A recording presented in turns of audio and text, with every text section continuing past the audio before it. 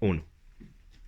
Bueno, ¿qué decíamos en la parte cuando expusimos el modelo keynesiano ajustado por la hipótesis de Phillips? Que en los años 70 y en América Latina, en los 80 a los 90 con la crisis de la deuda, se presentó un fenómeno que fue la famosa stagflation, la estanflación, estancamiento, es decir, alto desempleo con inflación. Esto, dijimos, constituía una anomalía empírica, un cisne negro, podríamos decir ahora, contra la hipótesis de Phillips, contra el modelo keynesiano, porque da la pendiente de la curva de oferta agregada, la pendiente positiva, ¿sí? Solo es posible si hay crecimiento, que haya inflación, y si hay desempleo, que haya deflación.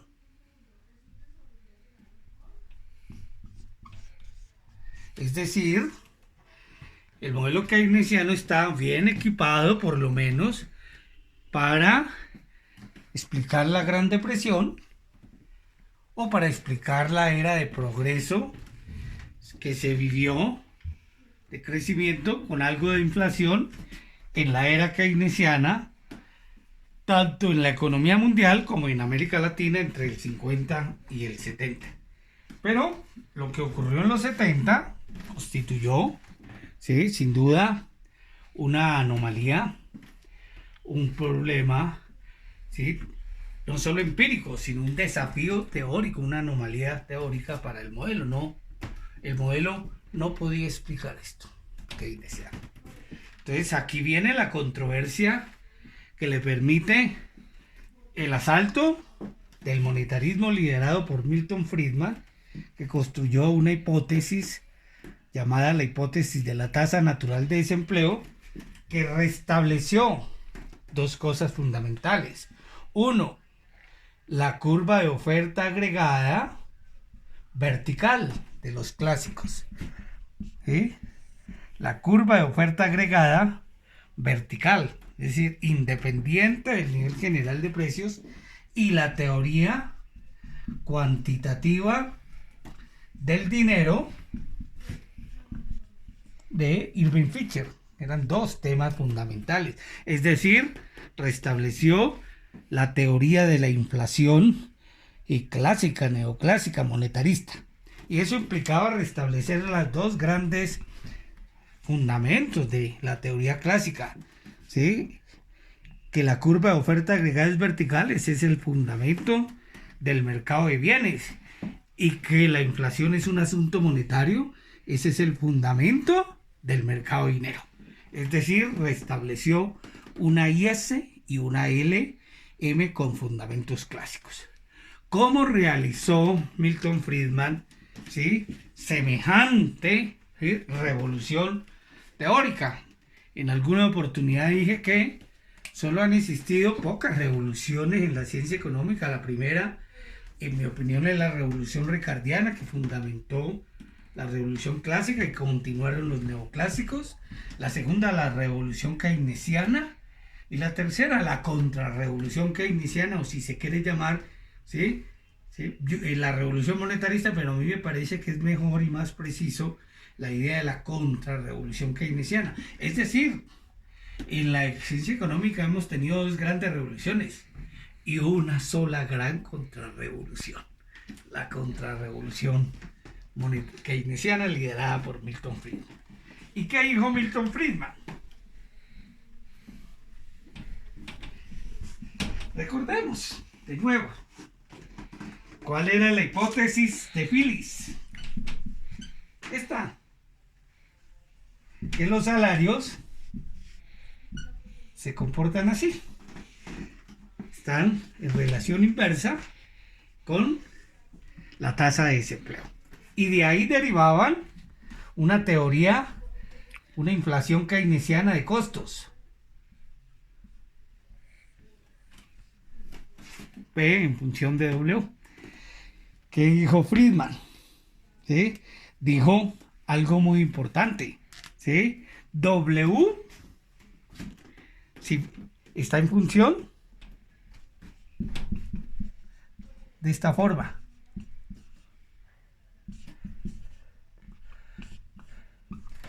Es decir, los salarios, ¿sí? El mercado laboral no se determina por los salarios nominales. Ese fue un gran error de Phillips.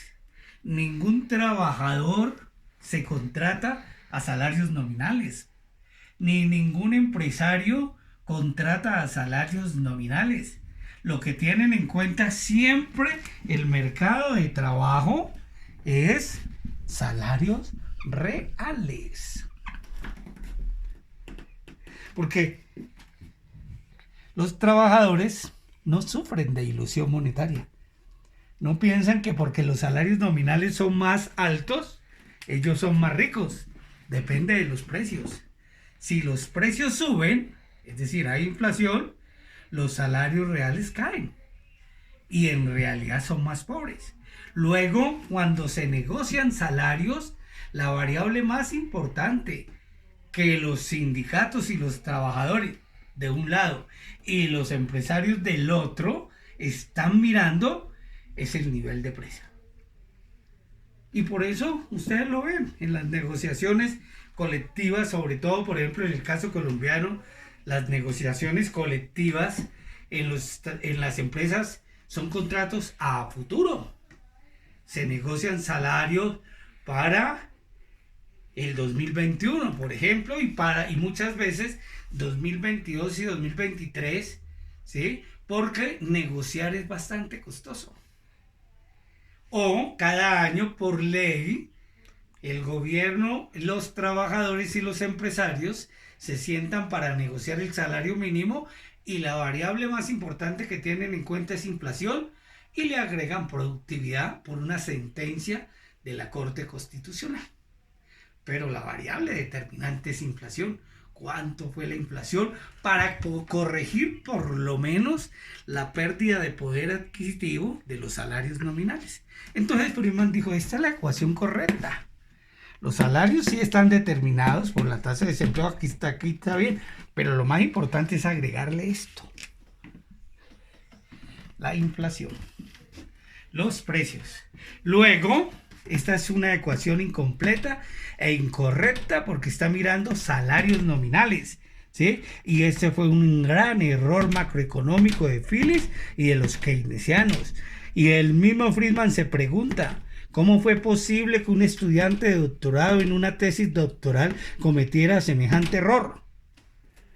Dijo Friedman, por el ambiente intelectual de la época y la obsesión keynesiana de resolver a lo que le mortificaba, que le faltaba una ecuación y que en el fondo la teoría de los keynesianos era incompleta, porque si bien era keynesiana en el empleo, era monetarista y clásica en la inflación. Y ellos querían un modelo general completo, una teoría keynesiana del empleo y de los precios. Entonces, por eso vieron en la hipótesis de Phillips la oportunidad de construir una teoría de la inflación de costos ligada al mercado laboral, relacionando la inflación con el mercado laboral, con lo cual la inflación se volvía endógena, y eso era, y no exógena como es en la teoría cuantitativa, en donde es la cantidad de dinero que fija una institución exógena al mercado, que sea el Banco de la República o un banco central. Entonces Friedman dijo, si esta es la ecuación correcta, ojo, entonces esto es falso. Si W es función de P, ¿sí? Si W es función de P, P no puede ser función de W. Luego esto es una falacia de composición, ¿sí? Es un error, es una inconsistencia. Dice, esto se va. Y si esto se va, sentó las bases entonces para decir de qué depende P, pues de la moneda de nuevo, dijo. Pero ¿qué más agregó Friedman? ¿Qué es lo interesante? Friedman dijo, como las negociaciones, ¿sí?, salariales en función de los precios normalmente son las negociaciones en convenios colectivos que tocan temas sobre el futuro. Entonces realmente los salarios se van a determinar así. Ojo. Entonces la P se vuelve precios esperados. Está la gran ecuación de Friedman. Los salarios nominales están determinados por la inflación no efectiva, sino la inflación esperada. ¿Y qué es la inflación esperada? Pues un precio futuro que es desconocido por definición y que es difícil, ¿sí?, relativamente de predecir. Podemos predecir a un año, pero no a 10. Por eso normalmente las convenciones no van más de 1 o 2 años, porque si es difícil predecir, ¿sí?, a un año, en los tiempos modernos mucho más a largo plazo, pero de todas maneras son precios esperados. Entonces viene un tema importante, ¿sí? Si esto es así, entonces ¿cómo se determinan los precios esperados? Friedman dijo por expectativas. Friedman en un primer momento dijo lo siguiente, que las expectativas eran igual, heredó eso de Keynes, porque también Keynes fue en mucho sentido clásico y Friedman en mucho sentido es keynesiano. Nadie hace ni una revolución ni una contrarrevolución sin ideas antiguas, hereda teorías, las transforma, le da un giro, da nuevas, ¿sí?, teorías, construye nuevas formulaciones y trata sobre todo de conquistar las mentes jóvenes, que son las que están abiertas a la innovación, a la revolución y a nuevas tecnologías y nuevos modelos, porque los antiguos, educados en los viejos modelos, ya no tienen tiempo y les da realmente, ¿sí?, no tienen el incentivo para revisar sus creencias. Por eso las revoluciones y las contrarrevoluciones capturan en los jóvenes economistas educados en las más importantes universidades del mundo. Entonces, Friedman dijo expectativas adaptativas. ¿Qué son expectativas adaptativas? Que los precios esperados están determinados mirando hacia atrás por los precios del periodo T-1. Mirando hacia atrás. ¿Qué significa eso? Mirar hacia atrás. Que lo que hace alguien es promediar un promedio, construye una serie y establece un promedio ponderado de los precios históricos. Por ejemplo, cómo se van a comportar la inflación en el 2021. Entonces podemos tomar una serie de inflación 1900, 2010, 2020, establecemos un promedio ponderado y nos da un valor, 4.4%, y decimos, esperamos que la inflación del 2021 se comporte como se comportó la serie, mirando hacia atrás. Eso es lo que se llama, ¿sí?, proyección en estadística. Proyectamos el futuro. Pero ¿qué van a decir teóricos que seguidores, alumnos de la contrarrevolución keynesiana de Friedman, brillantes como Lucas y Romer? Van a decir, eso es incorrecto. Y ahí critican y mejoran a Friedman. Realmente, si la gente predice el futuro, los precios esperados, mirando hacia atrás y proyecta, se va a equivocar y lo peor, va a repetir el error sistemáticamente. Y si uno repite el error sistemáticamente, viola la hipótesis de la racionalidad, la hipótesis sagrada de la ciencia económica, es decir, el homus economicus racional. Entonces lo que va a decir Lucas y Romer es, uno se puede equivocar una vez porque no tiene la información relevante, pero no se puede equivocar sistemáticamente porque eso viola el humus económico racional. Entonces realmente la gente, esto es correcto, pero PE se determina, y ahí viene el giro, por expectativas racionales. Entonces, la gran revolución de las expectativas racionales. Entonces, la contrarrevolución keynesiana aquí adquirió el clímax, ajustada por la hipótesis de las expectativas racionales de Lucas y Sarja. ¿Cómo se formulan ahí los precios? Los precios esperados se formulan con base en lo único que tenemos, los precios presentes.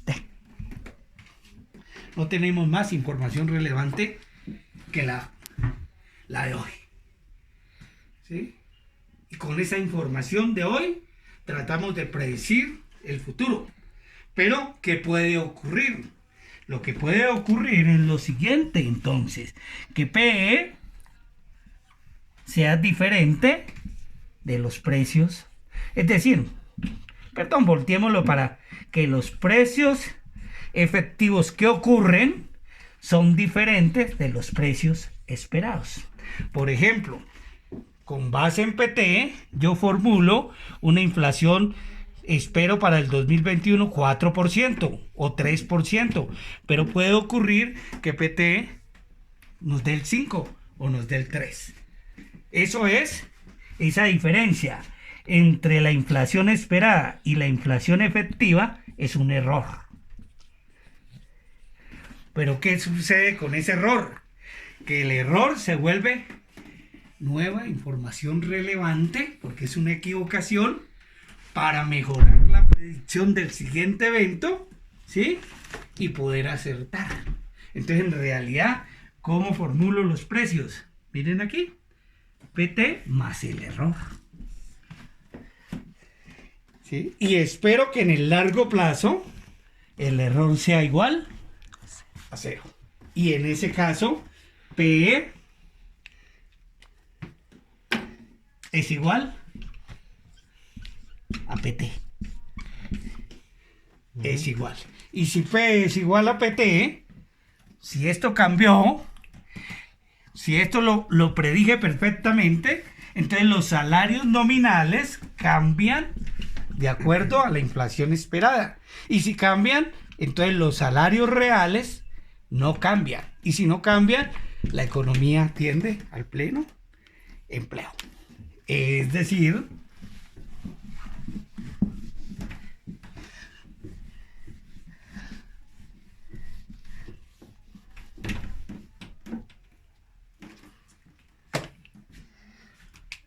volvamos. Y, P, la demanda agregada, la oferta agregada keynesiana, E, Y sub 0, recuerden, implica desempleo, precios 0, y tenemos la oferta agregada clásica, Y de pleno empleo. Estamos aquí. ¿Qué hacemos ahí? Los salarios son así, recordemos. Entonces, ¿qué estamos haciendo?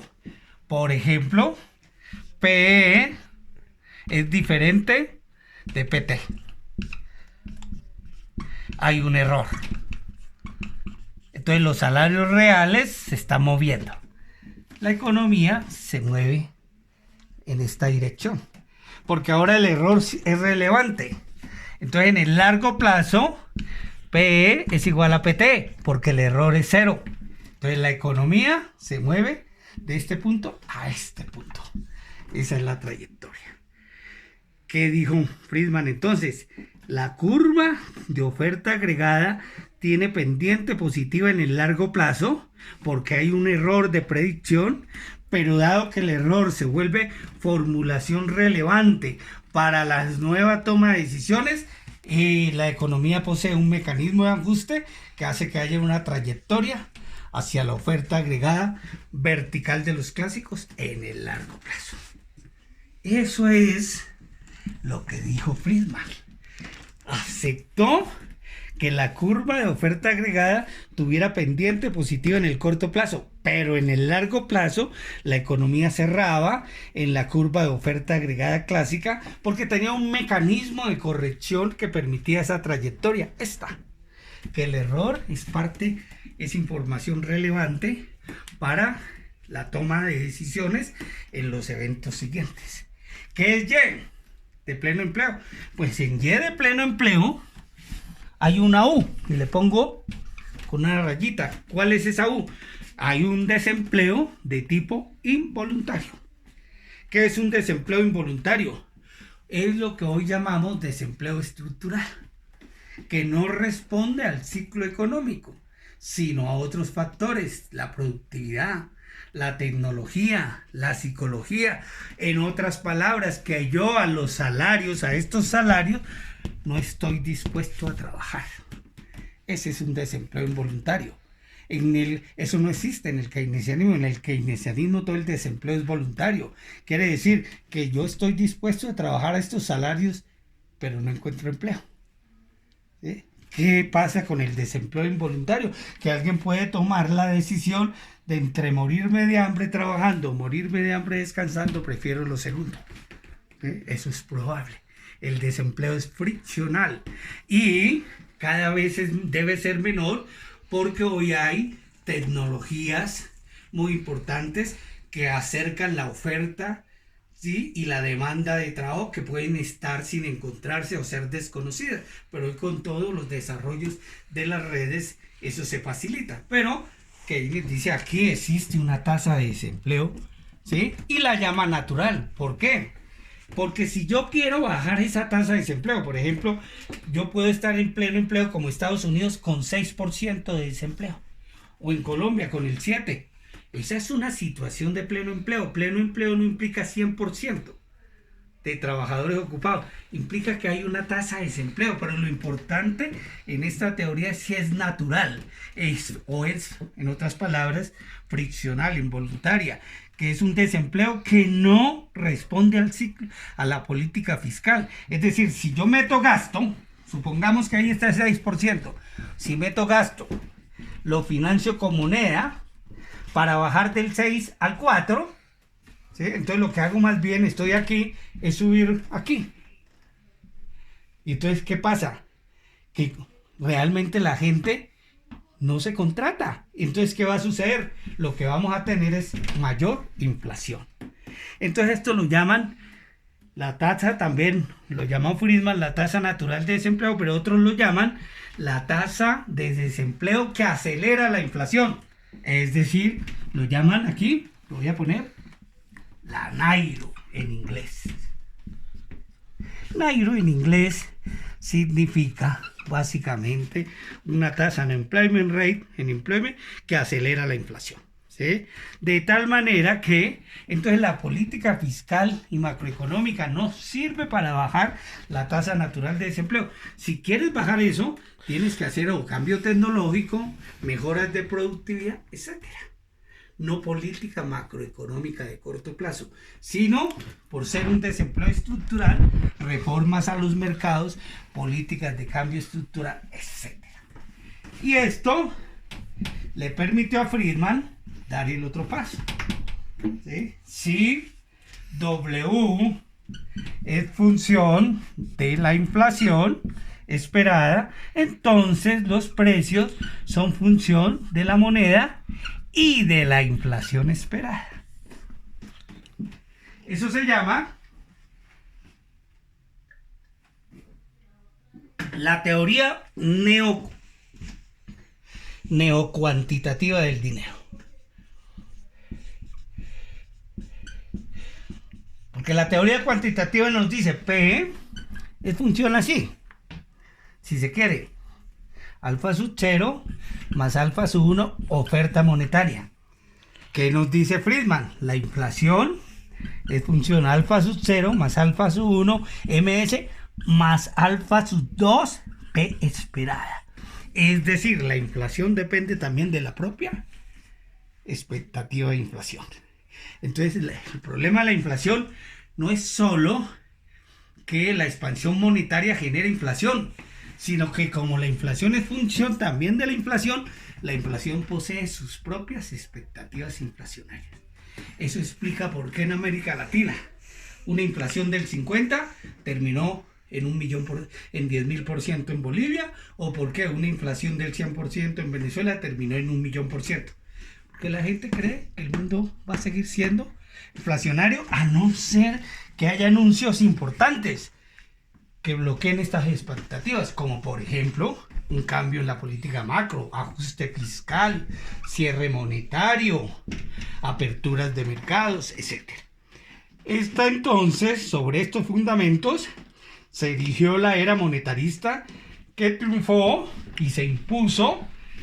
Fue el imperio monetarista 1980-1998 hasta el 2008, diría yo. Sufrió una gran anomalía, un gran desafío en el 98 con la crisis asiática, pero digamos que respondió a esa crisis con hipótesis ad hoc, y en el 2008 yo sí creo que fue el segundo desafío definitivo para la contrarrevolución keynesiana. ¿Y qué ocurrió después del primero en el 98, pero sobre todo desde 2008?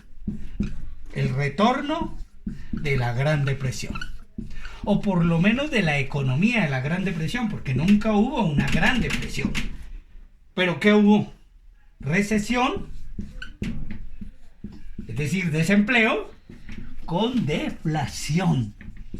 Eso es lo que se vivió en el 98. Eso es lo que se vivió en el 2008. Y eso es lo que estamos viviendo hoy. La economía colombiana va para el 30% de desempleo y la inflación va para el cero. Una deflación impresionante porque no hay demanda agregada. Porque la gente está desempleada y el consumo se ha paralizado. Eso hace caer los precios, ¿sí? Entonces tenemos de recesión con deflación. Esto es lo que hace que entonces la política macroeconómica expansiva, déficit fiscal, gastar más que lo que tengo, o financiarla incluso monetariamente, porque si hay deflación no importa la inflación, y si hay recesión no importa el déficit, es lo que hace que hoy, ¿sí?, la era monetarista está en serios problemas y volvamos a presenciar el retorno del keynesianismo. ¿Cómo retorna el keynesianismo? Es una historia que contaremos después.